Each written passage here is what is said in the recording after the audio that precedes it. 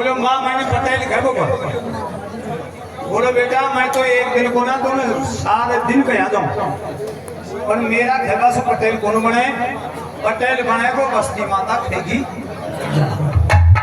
दूसरी बात कौन सी आप मैंने प्रश्न किया इसने उत्तर दिया ठीक है आप लोग मुझे दे दियो मेरा दिमाग में तो एक भी बात है कि फिट आई। दूसरी बात कौन सी कथा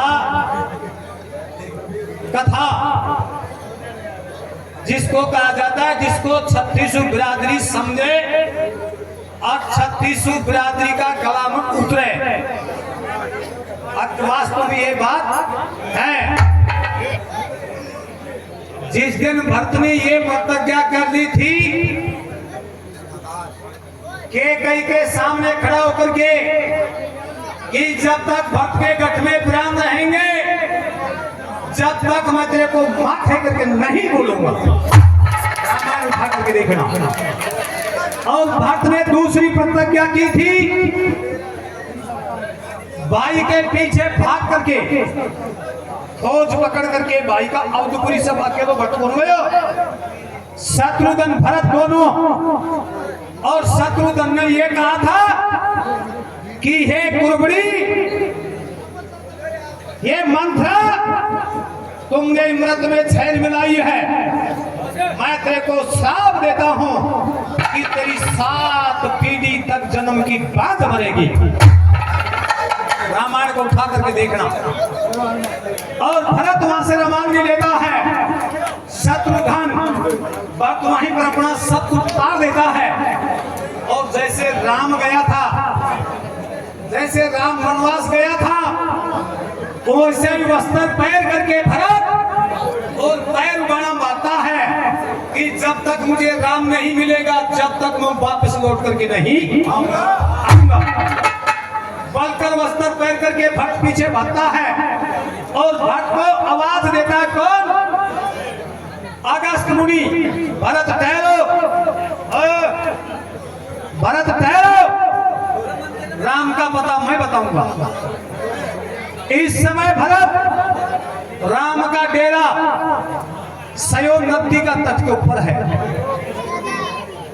सयोन नदी का तट के ऊपर है।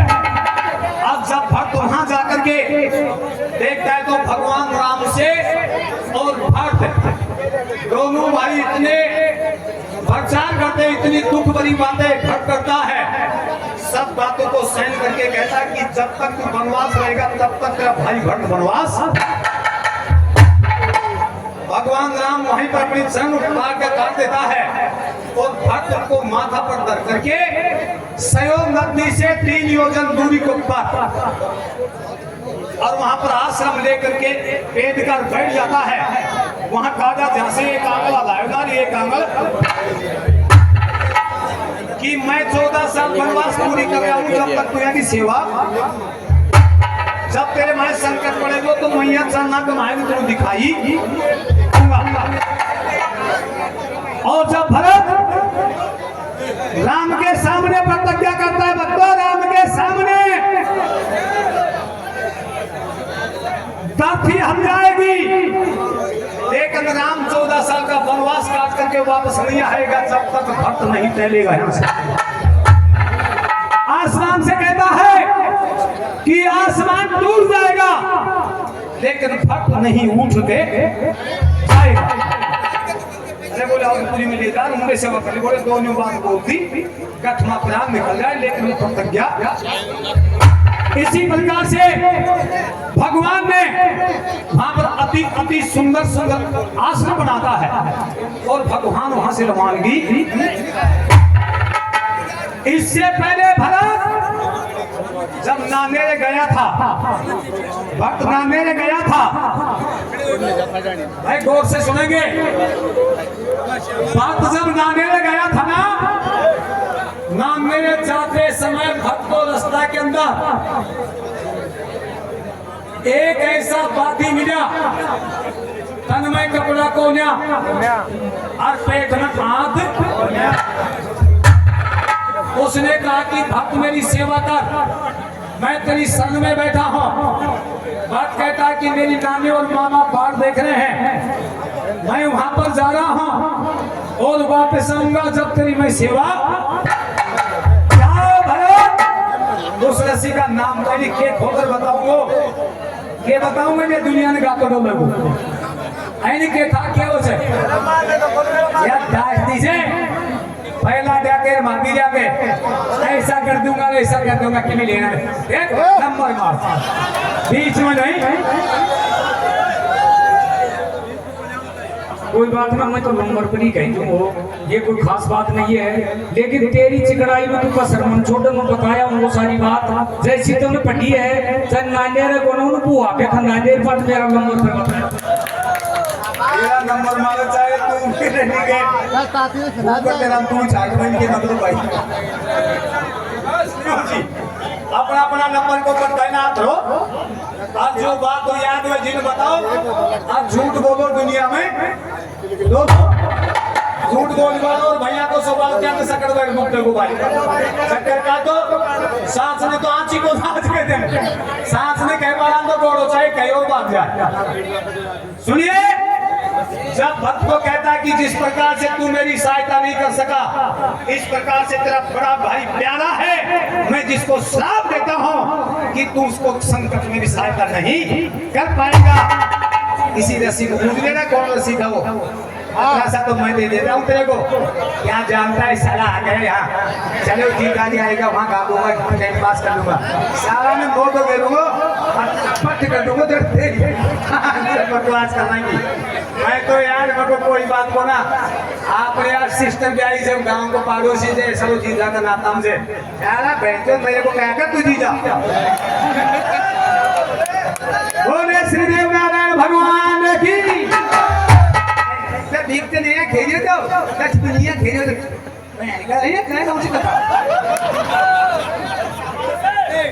सुनिए, आपके बीच में कथा किस प्रकार से है कि मेघनाथ इंद्रजीत रचना करके कहता है कि मेरे को मारने वाला संसार में कोई भी नहीं है। तीनों चीज बता करके मेघनाथ दरवाजा से बाहर निकलने वाला रात में मैंने सुपना है, सुपना माथे रात को आज सिंगार उतर तो दिखे उधर फीकी मांग होती दिखीजिए और मेरी सासू को लाल को तो ऊंडी ने रामादल में प्रकाशी ऊंडी ने रामादल में सारा योद्धा एक जगह बैठे हुए थे। भाई साहब पैंट मत बड़ा गड़बड़ संगठन मत करे उधर से रामादल के बीच में नल नील अंगद नल नील अंगद राम लखन हनुमान और सुग्रीव।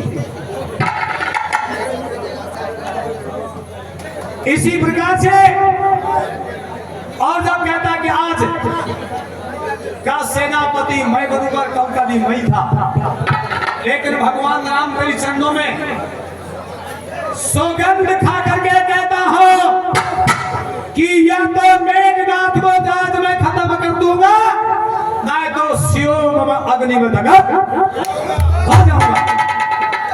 जब भाई का सिर के ऊपर भगवान राम हाथ रखता है कि तेरी विजय हो, लक्ष्मण तेरी विजय हो, उधर से जाकर के रावण के पास में पहुंचता है और रावण के पास में हाथ जोड़ करके और पिता को नमस्कार करके कहता है कि पिताजी आज अंतिम समय का युद्ध है, जो कुछ कहना वो मुझे अंतिम समय का युद्ध का नाम लेता है और रावण का चारू पल्ला कीच में गिर जाते हैं। जब रावण अपना पुत्र को आशीर्वाद देता है कि जा बेटा तेरी विजय हो, इधर से रावण का पुत्र मेघनाथ चलकर उधर से लक्ष्मण आता है।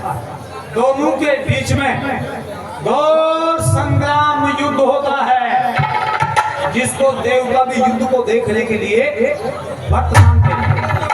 देवता भी युद्ध को देखने के लिए वर्तमान थे और हमारे बीच में बहुत बड़े बड़े विद्वान बैठे हैं। ये जामन था जो मैं मोटी बात बता देना चाहता हूं। ये जामवंत ब्रह्मा जी था और हनुमान जी शंकर था। ज्यादा खोलता नहीं हूं मैं। हनुमान शंकर था और जामवंत ब्रह्मा जी था। देवता युद्ध को देखते हैं और युद्ध को देखते देखते ही सबसे पहले लक्ष्मण हाथ जोड़ करके जामवंत की तरफ देखता है, हनुमान की तरफ देखता है तो तरकस से बाण निकालता है और तरकस से बाण निकाल करके मेघनाद इंद्रजीत की बाई भुजा उड़ा देता है और वो बाई भुजा शक्ति द्वारा उड़ा करके सती सुलोचना का चौक में पहुंचा देता है। और जब मेघनाद बाण किया और उसी समय धड़ से शीश उतारता है और उस शीश को ले जाकर के राम माधव में पहुंचा देता है। और तीसरा बाण के अंदर इंद्रजीत मेघनाद का धड़ को बाण से उठाता है और प्रथम लंका का गेट को पर पहुंचा देता है। लंका का गेट को बचा करके धड़ पड़ता है और इधर से कटी हुई भुजा चौक में पड़ती है। दासी सती सुलोचना की बारी काटती काटती चौक में आ गई। आज जब उसी समय आप भुजा को देख करके और दासी वापस भागती है और जाकर के सती सुलोचना से कहती है, तो क्या तो सती सुलोचना सुन रही थी और क्या दासी कह रही थी।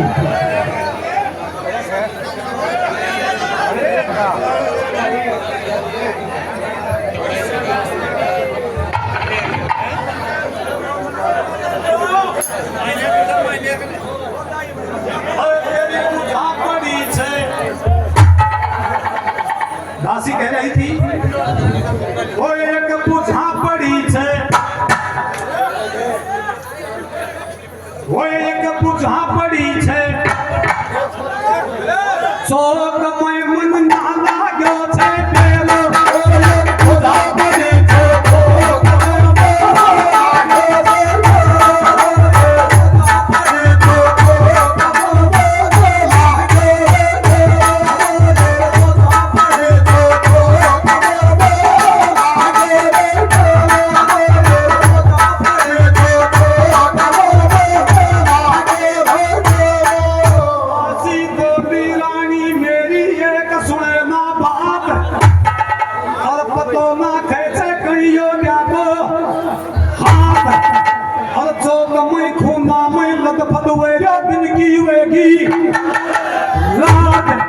सुनता था जी ढंग से।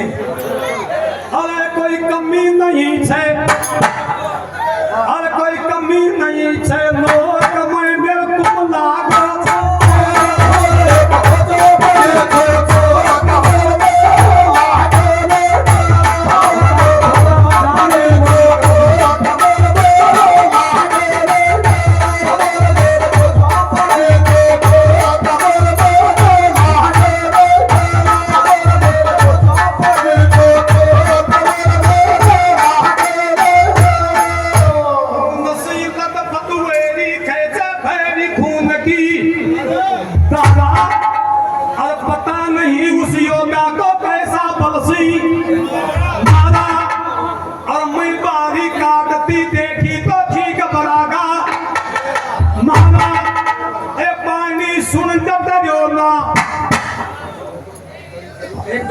सही रहा। ये पानी सुन डरो ना ओ कमैया कर देखा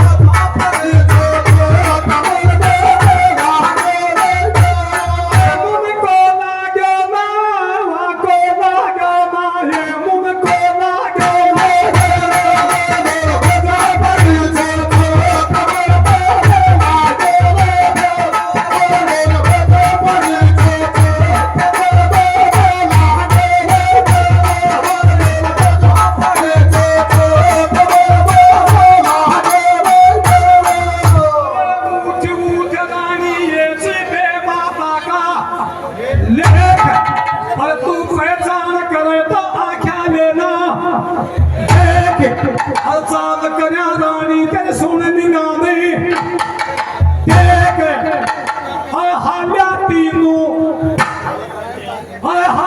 तीनू लोक मैया तुमदा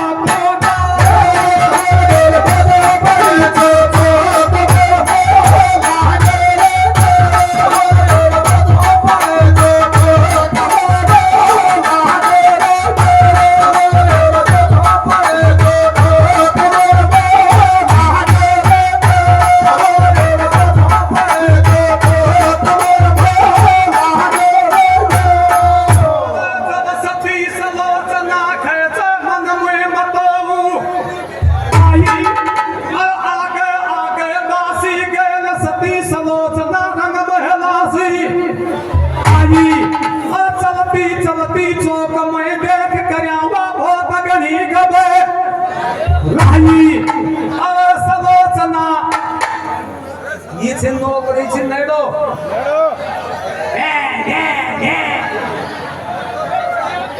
सलोचना देखी अपना चौक में या कोना छे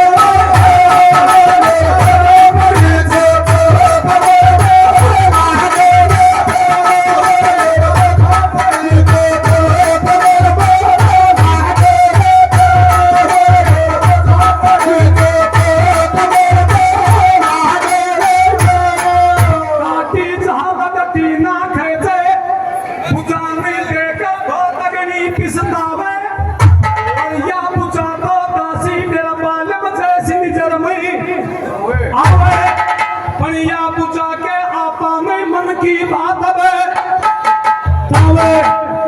कमी नहीं कसारा दे लाखों कमाते मान्यो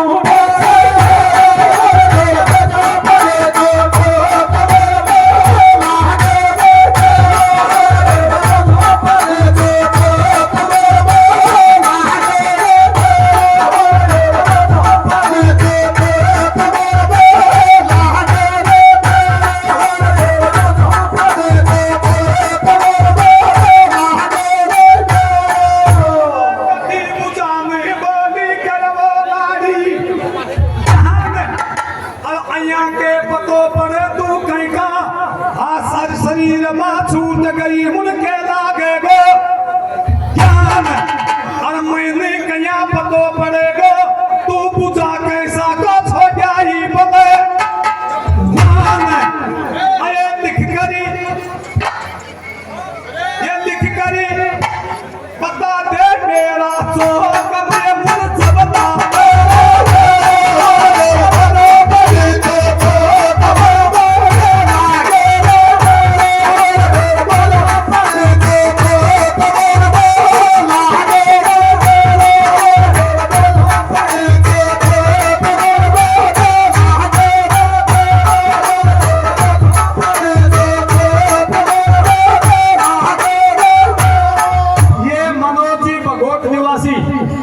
उनकी तरफ से भी बाबा के मंदिर में 500 रुपए भेंट को बहुत बहुत धन्यवाद और 501 रुपए ग्राम कालूटा स्थान की तरफ से है ना कालूटा स्थान की तरफ से 500 रुपए बाबा के दरबार भेंट को बहुत बहुत धन्यवाद। रामनगर बड़ाऊ देवस्थान की तरफ से 500 रुपए और ग्राम कोटपुतली से श्रीमान जी सिंगराम जी 501 रुपए देवस्थान के भेंट करता हूँ बहुत बहुत धन्यवाद। और श्रीराम जी मन को पापे और मेरा चौक में तू छतरी की पूजा से तो तेरा परकन है कि सुन वो कोई बैठ गयो चित्रे या बैठ गयो संजोग में याद देख कर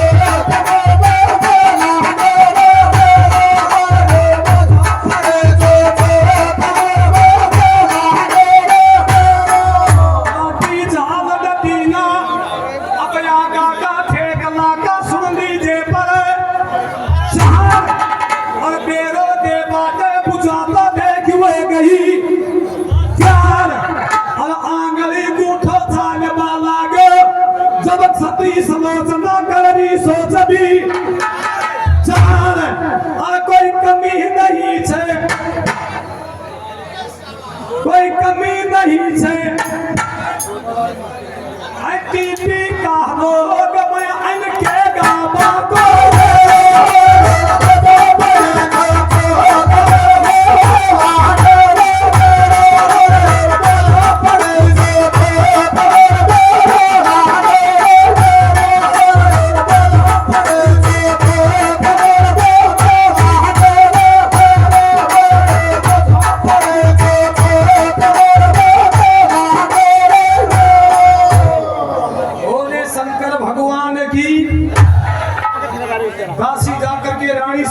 से कहते कि रानी सलोचना एक बुझा चौक में कटी हुई पड़ी है, लेकिन मैं खूना में लथपथ हो रही है।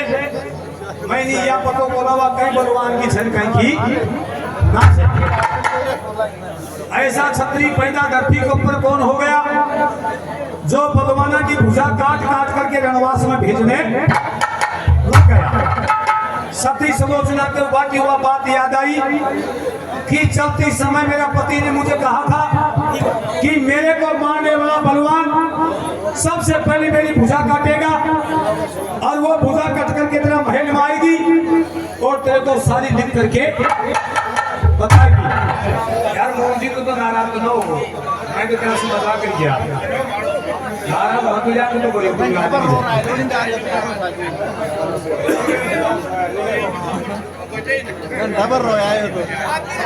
ये दलीप पासद हाँ बोले मैंने के मालूम तो ना कोई कपट की है और कोई छतरी की है।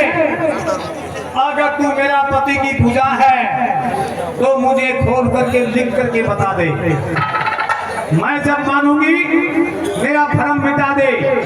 ये पूजा मैं तेरा का हाथ जोड़ करके बार बार प्रणाम कर रही हूँ। मेरा जी निकलता जा रहा है और मेरा नेत्र फड़क रहा है, मेरी छाती धड़क रही है। और जब उसी समय पूछा कि एक अंगुली और एक अंगूठा चलता है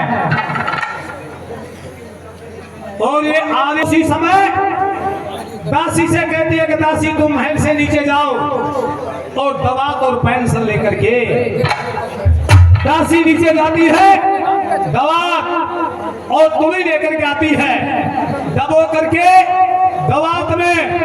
और जब दासी से कहते हैं दासी के अंगली और अंगूठा के बीच में फंसा दे, और जब उसी समय अंगली के अंदर और अंगूठा के बीच में पेंसिल फंसाई जाती है और जब वो बुझा लिख करके बताती है और लिख करके बताते समय ही और एक सती सलोचना के आंखों से पानी टपक टपक चालू हो जाता है और भगवान को नमन करती है। हे प्रभु तेरे बिगड़ संसार में ना कोई को कागो चाहिए और ना कोई को चाह सके, चाहे धरती के ऊपर कितना भी वीर क्षत्रिय और बलवान हो, अगर तू चाहे तो जन्म लेता ही वध कर सकता है और तू चाहे तो जवान में वध कर सकता है और तू चाहे तो नारायण जब मर्जी तेरी इच्छा हो जब भी इस धरती के प्लेटो दे सकता है। ये प्रणाम करती हुई पूछा की तरफ देखती है और रोने लग जाती है और एक दासी से कहती है तो क्या कह रही थी, तो क्या बैठी बैठी वो दासी सुन रही थी। अरे ये चीज है कि नहीं करती है अरे दीवानी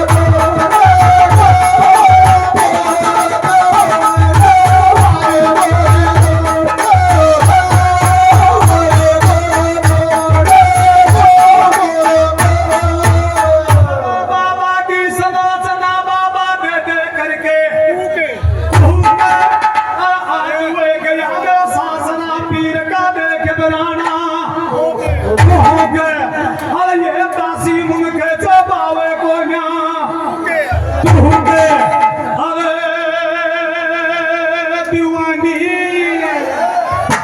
गणपिसता